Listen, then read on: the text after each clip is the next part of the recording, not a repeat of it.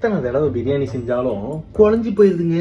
இந்தியால இருந்து யூகே வந்து பிரியாணி சாப்பிடாம இருக்கவே முடியும். நம்ம கெட்ட நேரமோ என்னவோ ஒரு கடையிலயும் நம்ம ஊர் பிரியாணி கிடைக்கிறதே இல்லை.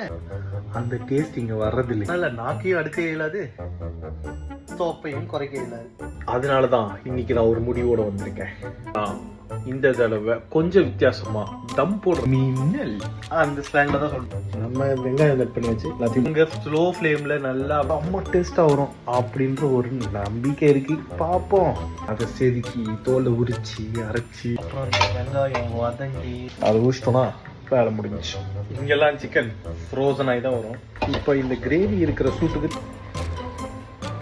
தட்டு போட்டு மூடி வைப்போம். இஞ்சி பூண்டு அரைச்சாச்சு, மிளகா ரெடி. இந்த தடவை கழுவிட்டேன், போட்டுறேன். கட் பண்ண வெங்காயம் எல்லாத்தையும் மலைச்சா அவ்வளோ பாசம் என் மேலே. தக்காளி வெட்டியாச்சு. இன்னைக்கு தேவையான பட்டை, கிராம்பு, ஏலக்காய், ஸ்டார் அனிஸு எல்லாத்தையும் போட்டுட்டேன். அதெல்லாம் உரிக்கலை. மிளகாவை எடுத்து போட்டுருவோம். புதினா, கொத்தமல்லி ரெண்டுத்தையும் போட்டு வெங்காயம் ப்ரௌனாக ஓடும். என்ன சொல்கிறீங்க? கிண்டிட்டு அப்புறம் தக்காளி போட்டுருவோம். பூண்டு பேஸ்ட்டு போட்டுருவோம். அது போட்டதுக்கப்புறம் தான் நான் ஒரு பின்னாவே உணர்றேன் அப்படின்ற மாதிரி இந்த கரண்டியை வச்சு கிண்டுக்கப்புறம் நான் என்ன ஒரு செஃப்பாவே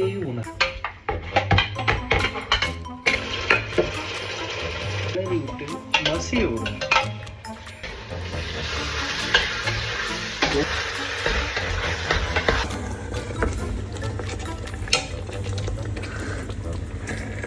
தண்ணி ஊற்றியாச்சு. கம கம கம கம கம கம சமையல். நைஸ். இன்னைக்கு ஒரு புடி. கறி சும்மா பஞ்சு மாதிரி வந்திருக்குது.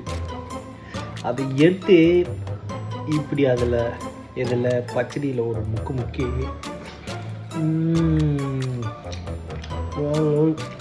அந்த உதிரியா ரைஸ் வரைக்கும் எல்லாமே கிடைச்சிருச்சு. இப்போ அதை எடுத்து சாப்பிட்றது மட்டும்தான் நம்ம வேலை.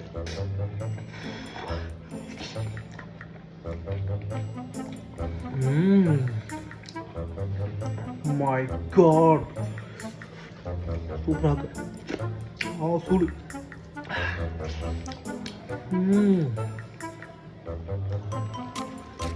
செம்மையா இருக்குங்க. இதை பற்றி எக்ஸ்பிளைன் பண்ணலான்னு வரேன், முடியல. ஏன்னா அவ்வளோ டேஸ்ட்டாக இருக்குது. பசி வேற.